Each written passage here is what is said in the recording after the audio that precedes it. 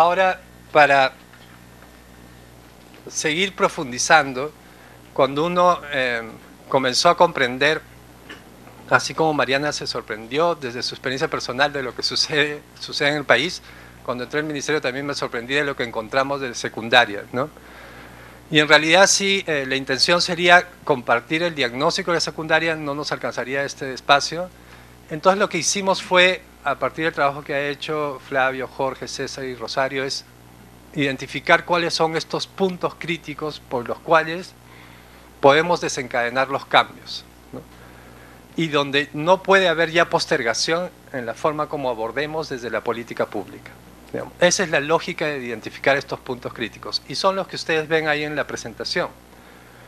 Uno de ellos es fundamental y es donde el síntoma de cómo está la secundaria se expresa con mayor dramatismo, que es cómo viven su trayectoria escolar. El que hayan abandonado o sean excluidos del sistema es una de las expresiones más graves, pero como dijo hace un momento Lilia, la repetición también es un elemento, ¿no? Quizás yo podría decir que el trayecto escolar es una experiencia de fracaso acumulativo, en el caso de secundaria. El otro tiene que ver con el acceso con calidad, ¿no? O sea, cómo vamos no creciendo, instalando el servicio, sino asegurando que el servicio sea integral y que permita algo que me gustó mucho, que el equipo de Flavio, Jorge, César y Rosario dijeron, que la secundaria no sea un servicio de puerta giratoria, ¿no? Donde entran y salen, ¿no? Sino que permita realmente que entran, disfruten y se queden lo suficiente para salir satisfechos porque han vivido una experiencia significativa, ¿no? Y esa es parte, digamos, de este punto crítico. Lo tercero es este currículum para la vida, y es ahí donde quizás el énfasis respecto a que es una etapa que culmina para pensar cómo continuar la siguiente etapa, lo más cercano que viene es su proyecto a futuro, ¿no? Y ese proyecto a futuro en la adolescencia se expresa en pensar cómo el currículum se organiza y se piensa para que sea útil para la vida, ¿no? El cuarto es algo que aparece con mucha demanda de distintas formas. Hace una semana estuvimos reunidos con Francesca y con Nani, que tienen una experiencia de recoger el tema de la memoria, y nos contaban cómo el clima y la convivencia en las escuelas en Ayacucho está siendo un tema tan álgido, ¿no? Que eso requiere casi pensar en refundar la escuela, ¿no? Pero refundarla desde lo más básico, que es la renovación de los vínculos, ¿no? Y que permita que emerja el sujeto, ¿no? Entonces, este elemento, y algo que se preguntaban ellas y nos preguntamos todos, es por qué siguen asistiendo a la escuela a pesar de que es un ambiente adverso para ellos, ¿no? Y el último tiene que ver con el docente, que es un docente que tiene un compromiso, que lo que vamos a ver ahora al presentar los puntos críticos por cada uno, la explicación de cada uno, requiere modificarse, renovarse, ¿no? Y porque hay algo que dijo Nani Piz en el primer conversatorio. Muchas veces los adultos nos sentimos interpelados ante nuestra autoridad por los adolescentes, y eso nos retrae de renovar el vínculo con ellos. Eso mismo nos sucede a quienes somos padres de adolescentes, como también con los profesores, ¿no? Esa renovación del vínculo pareciera ser en secundaria un elemento central. Estos son entonces los 5 puntos críticos desde los cuales hemos estado mirando, vamos a presentar las propuestas. La lógica es presentar algunos rasgos de los puntos críticos, cuáles son los lineamientos de política que planteamos y qué medidas de acción consideramos que hay que ya ir tomando, ¿no? Digamos, en el caso de trayectorias escolares relevantes y satisfactorias, lo que dije hace un momento es una expresión que se vive en secundaria con más fuerza o intensidad, que es la experiencia del fracaso.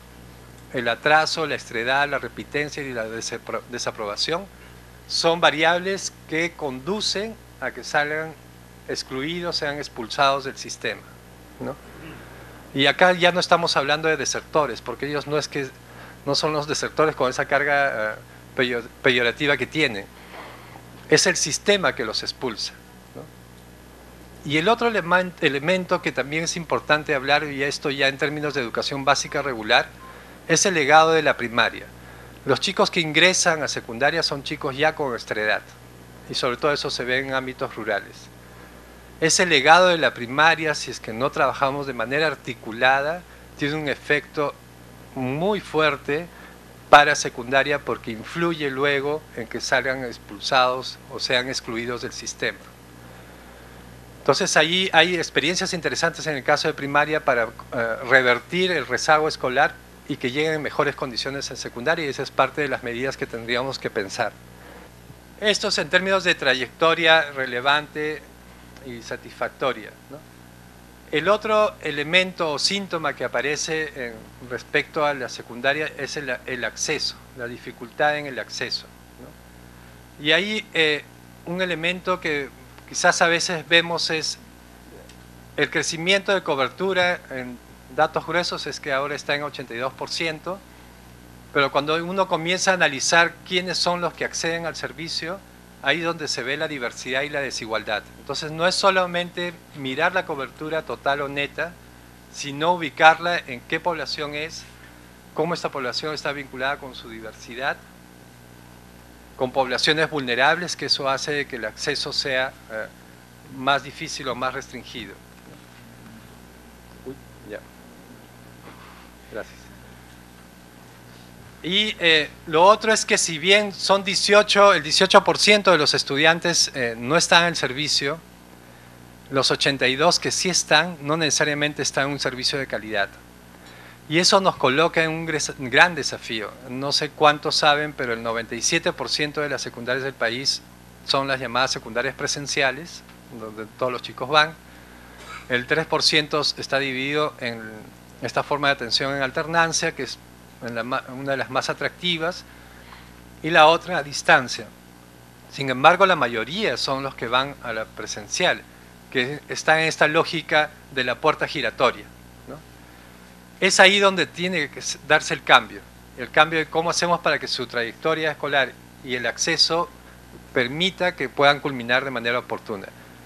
El tercer punto crítico es el currículum, que es sobre la base de qué oferta educativa se organiza todo el servicio. Y el currículum es una expresión de ello, ¿no? Ya hemos identificado que el currículum, además de ser frondoso, pensado desde la lectura de los adolescentes, se mira al adolescente y al desarrollo de sus capacidades de manera unidimensional, ¿no? Y además con un fuerte sesgo académico. Además, a pesar de que hablamos de áreas, estas áreas se manejan de manera disciplinar en el aula, ¿no? O sea, hay un énfasis más disciplinar que una concepción de área, ¿no? Y eso hace que los chicos no tengan la oportunidad para desarrollar la reflexión y la resolución de problemas.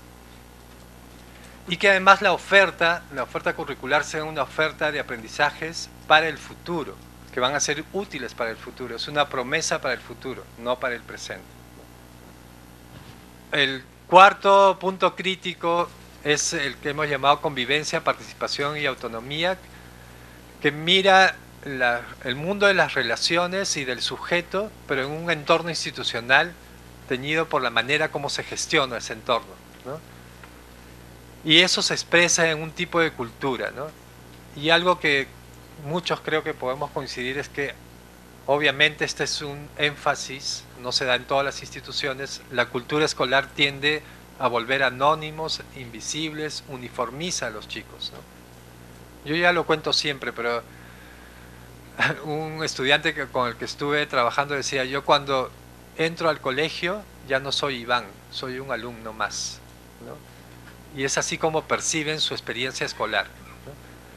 Y eso impide que surja su individualidad, y la individualidad es un elemento clave, una condición fundamental para el ejercicio de la ciudadanía, ¿no? Otro rasgo de la cultura escolar tiene que ver con esta forma como se concibe el orden, el control, ¿no? Que va definiendo las relaciones y estableciendo este tipo de jerarquías y de subordinación, ¿no? Entonces no aparece el sujeto y además es un sujeto sometido, subordinado. Eso va tiñendo las formas de participar y de convivir dentro de la institución educativa. Y lo último es el rol del docente. Básicamente lo que hemos como puntos críticos de lo que sucede en el docente es que los docentes no logran cumplir con lo que está en el plan de estudios. Ya lo vengo repitiendo, hay una perspectiva más disciplinar en el desarrollo, frente al desarrollo de capacidades.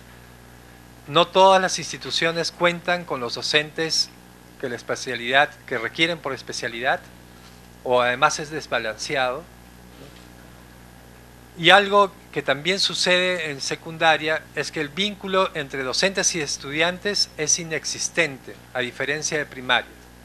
De 1 o 2 docentes en primaria pasan a 4, a 6, a 7, donde el vínculo se hace mucho más débil, ¿no? Lo otro es lo que ya se dijo en las preguntas y comentarios, es sobre el nivel de violencia. Y hay algo que yo creo que siempre hay que decirlo en voz alta, ¿no?